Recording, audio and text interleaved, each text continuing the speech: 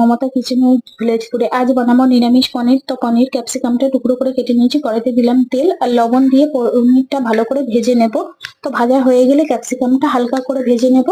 তো মশলা হিসেবে নিয়েছি টমেটো, আদা আর কাঁচা লঙ্কা।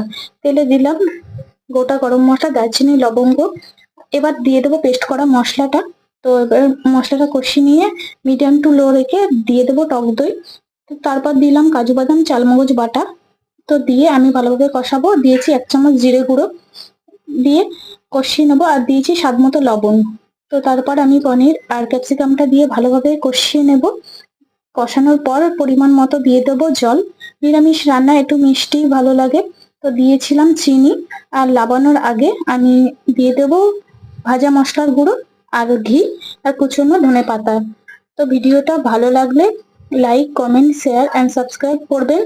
তো পনির আমার রেডি।